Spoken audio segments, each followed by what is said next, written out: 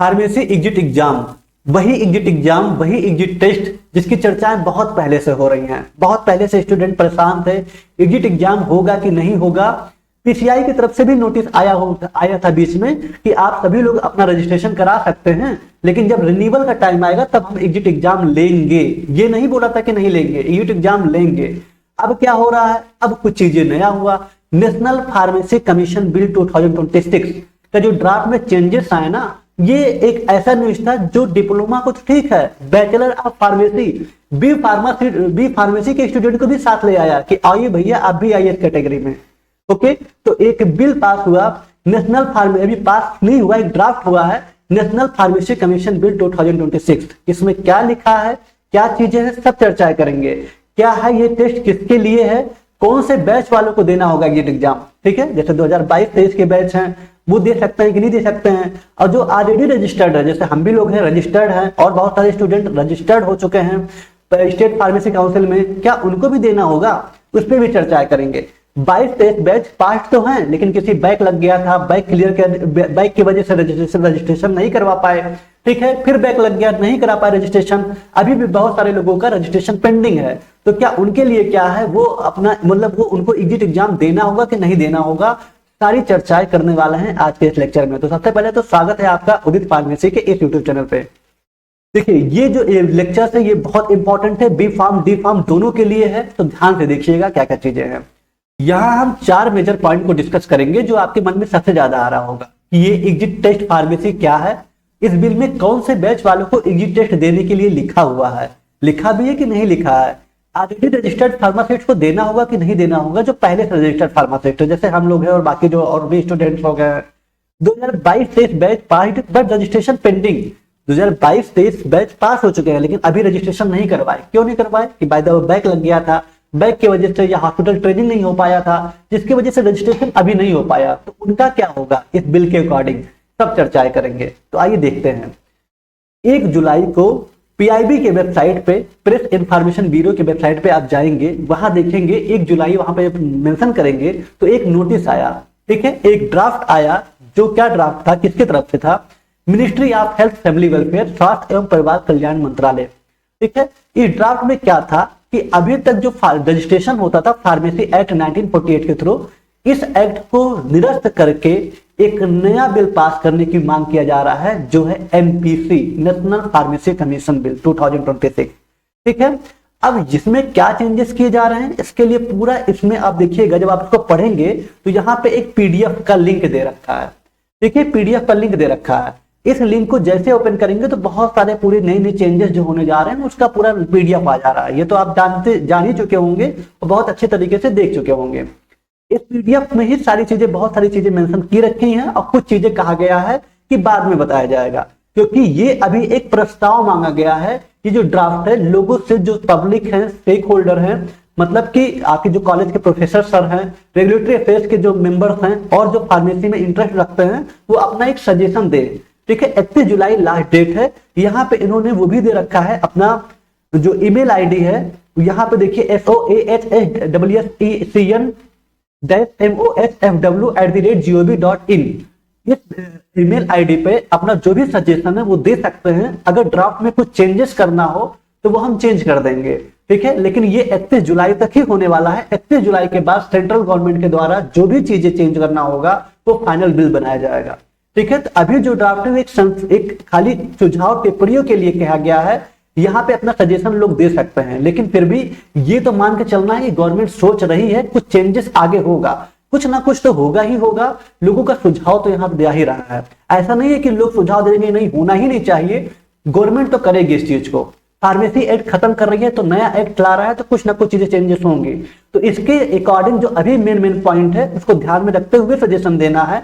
तो यहाँ पे हम बात करेंगे डायरेक्ट नेशनल एग्जिट टेस्ट के बारे में, फार्मेसी के बारे में, ठीक है। तो मेन पॉइंट को कवर करते हैं, देखते हैं क्या है। सबसे पहले नेशनल एग्जिट टेस्ट फार्मेसी है क्या।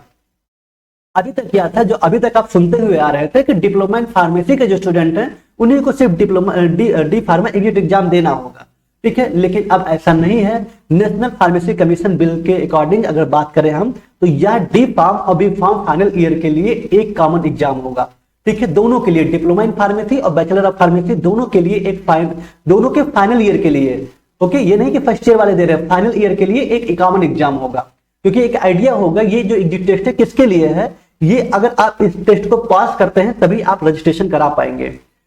इस टेस्ट का नाम होगा national exit test pharmacy, okay. इसे पास करने के बाद फार्मासिस्ट के रूप में लाइसेंस और स्टेट नेशनल रजिस्टर्ड में एनवायरमेंट मिलेगा। मतलब इसको पास करना कंपलसरी है। एक कॉमन टेस्ट होगा डिप्लोमा और बैचलर दोनों के लिए, बिना इसके पास ये आपका रजिस्ट्रेशन नहीं होगा स्टेट फार्मेसी काउंसिल में। क्लियर हुआ? चलिए आगे देखते हैं इस बिल में कौन से बैच वालों को एग्जिट टेस्ट देने के लिए लिखा हुआ है। अब किस बैच वालों को ये लिखा हुआ है इसको हम बहुत अच्छे से एनालाइज किए, सारी चीजों को देखे, तो यहाँ पे कोई स्पेसिफिक बैच नहीं लिखा हुआ है। 2026, 2027 या 2028 बैच के लिए ऐसा कोई डेट कंफर्मेशन नहीं है, क्योंकि अभी एक सजेशन मांगा गया है। ठीक है, अभी लोग अपना सजेशन दे रहे हैं जो पब्लिक स्टेक होल्डर्स हैं, लेकिन बिल में साफ लिखा है कि एग्जिट टेस्ट तभी लागू होगा जब सेंट्रल गवर्नमेंट, केंद्र सरकार नोटिफिकेशन जारी करेगी और बिल एक्ट लागू होने के बाद सरकार के पास मैक्सिमम 5 साल तक का समय रहेगा। मतलब अभी सेंट्रल गवर्नमेंट इसको लागू नहीं करेगी, अभी एक सजेशन मांगा जा रहा है। 31 जुलाई के बाद सेंट्रल गवर्नमेंट भी इसमें कुछ ना कुछ लाएगी, बिल को लागू करेगी। ओके, तो इस बीच सरकार कभी भी एग्जिट टेस्ट शुरू कर सकती है। मतलब 5 साल तक का समय है। जब भी सेंट्रल गवर्नमेंट इसको लागू करेगा तो उसके 5 साल तक का समय रहेगा। 5 साल तक के समय में कभी भी वो एग्जिट एग्जाम ले सकते हैं। वही बात लिखा हुआ है कि मान लीजिए एक्ट 2026 में लागू होता है तो सरकार 2026 से 2031 5 साल के बीच में कभी भी एग्जिट टेस्ट शुरू कर देगी।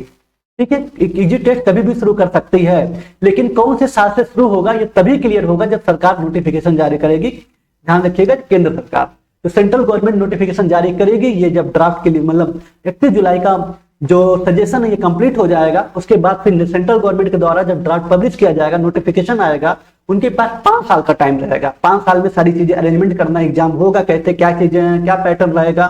ठीक है, तो 5 साल में जैसे ही वो कर लेंगे, किसी भी साल वो 2026 में अगर लागू होता है तो 2031 तक के बीच में कभी भी एग्जाम ले सकते हैं। ओके, और ये इसके अकॉर्डिंग हमें ये पता चल रहा है कि जिस बैच के फाइनल ईयर के समय नेशनल एग्जिट टेस्ट ऑफिशियली लागू हो जाएगा उसी बैच को एग्जिट टेस्ट देना पड़ेगा। ठीक है, मान लीजिए 2027 में या 2028 में या 2026 में लागू होता है तो इस बैच में जो फाइनल ईयर के स्टूडेंट हैं उन्हें ही एग्जिट एग्जाम देना होगा। ओके, ध्यान रखिएगा इस चीज को।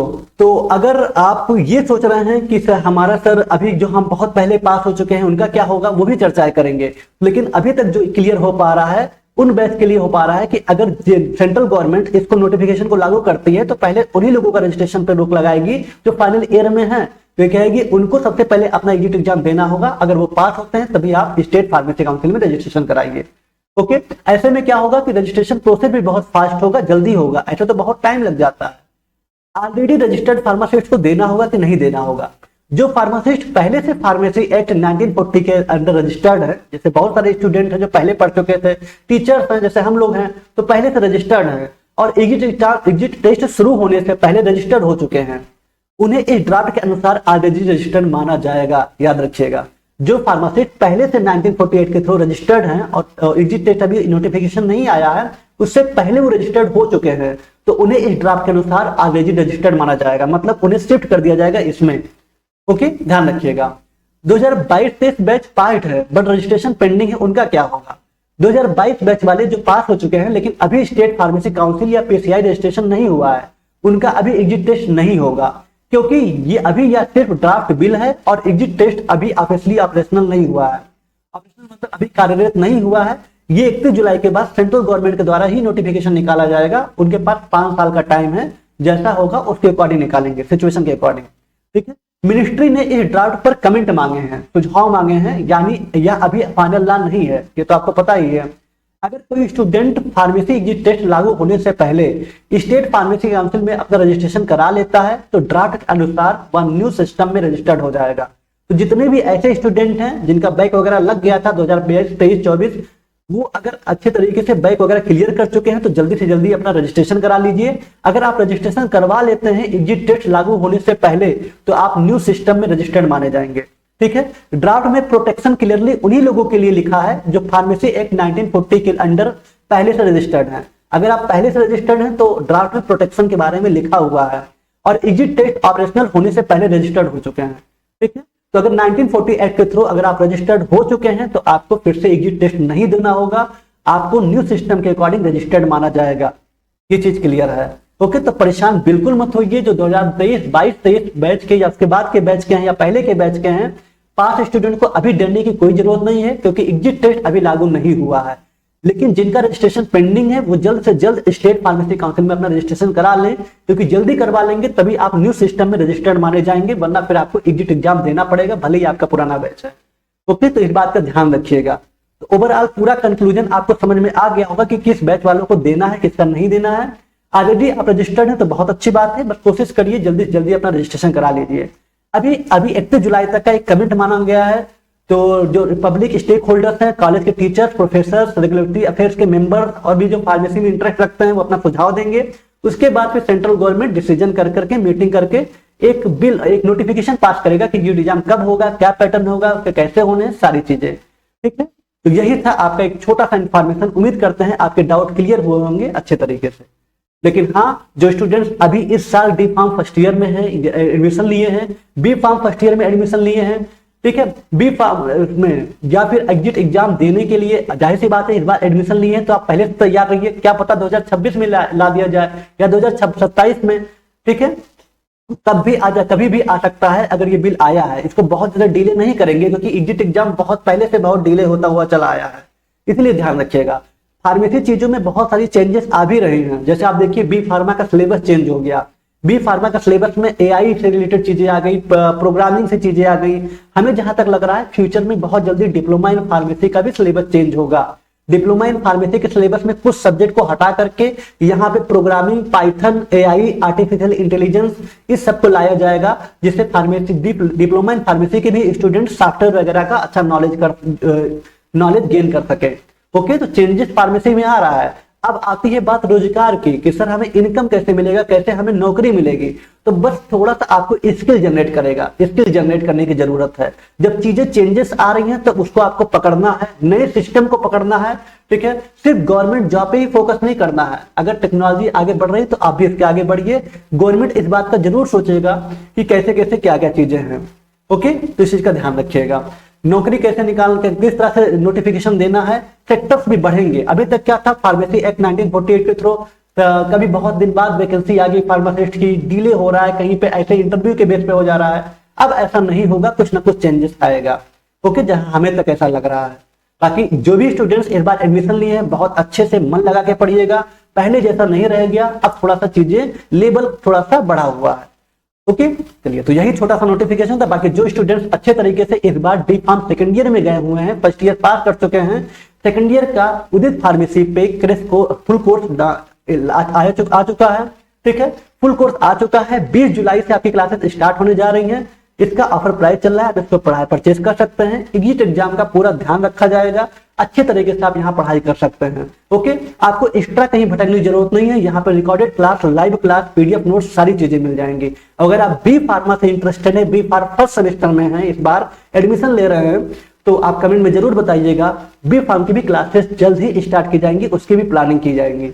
ओके, बाकी जो डी फार्म सेकंड ईयर के स्टूडेंट हैं इसको परचेज कर सकते हैं। अपनी क्लासेस, अपनी जर्नी को बहुत आसान बना सकते हैं। यहाँ पे पूरा प्रॉपर कैरियर गाइडेंस, सारी चीजों का फोकस किया जाएगा। हर एक नोटिफिकेशन पे हमारी नजर रहेगी, जो भी चीजें अपडेट होंगी हम आपके साथ रहेंगे, अच्छे तरीके से आपको उसी दिशा में ले जाएंगे। ओके, सिंपल स्टेप है, उदित फार्मेसी क्लासेस को डाउनलोड कर लीजिए, लॉग इन कर लीजिए और इस बैच को परचेज कर सकते हैं अगर आप डी फार्म सेकंड ईयर में हैं। सबसे अच्छी बात है कि आप इसको परचेज कर लेंगे तो फ्यूचर में जो भी क्रैश कोर्स वगैरह आएगा वो सब आपको फ्री मिलेगा। मतलब एग्जाम तक कोई दिक्कत नहीं है। एग्जिट एग्जाम भी अगर आता है तो उसका भी पूरा गाइडेंस आपको दिया जाएगा। ओके, तो यही एक छोटा सा नोटिफिकेशन था। बाकी इसकी क्लासेस क्या, कौन कौन सब्जेक्ट क्या पढ़ाएंगे यहाँ पे मेंशन है। फार्माकोलॉजी, फार्माकोथेरेपेटिक्स आपके बहुत प्यारे मिथिलेश सर पढ़ाएंगे। Biochemistry, hospital and clinical pharmacy, और आपका एक यूपी के लिए स्पेशल सब्जेक्ट है जो है आपका environmental education and disaster management, जो हम पढ़ाने वाले हैं। फार्मेसी लॉ एंड एथिक्स और कम्युनिटी फार्मेसी मैनेजमेंट, ये स्वाति सजवानी मैम पढ़ाएंगे। ओके, तो ये आपका है। बाकी आपकी क्लासेस जो यूट्यूब पे पढ़ाई कर रहे हैं वो यहाँ देख सकते हैं। डेली मिथिलेश सर की क्लासेस चलती है दोपहर में 3 बजे और 6:30 बजे स्वाति मैम की मंडे ट्यूसडे और वेडनेसडे थर्सडे फ्राइडे हमारी क्लास चलती है, और सैटरडे को स्वाति सजवानी मैम की क्लास चलती है, जिसको आप अच्छे तरीके से देख सकते हैं। ओके, चलिए तो यही था। आई होप कि आपको समझ में आया। बाकी आप इस बार किसमें एडमिशन ले रहे हैं कमेंट में जरूर बताइएगा। और भी कोई नोटिफिकेशन जानना हो, आपको कोई भी डाउट हो, कमेंट में जरूर बताइएगा, उसके रिलेटेड हम जरूर वीडियो बना देंगे। ओके, बाकी लेक्चर कैसा रहा ये भी बताइएगा कमेंट में।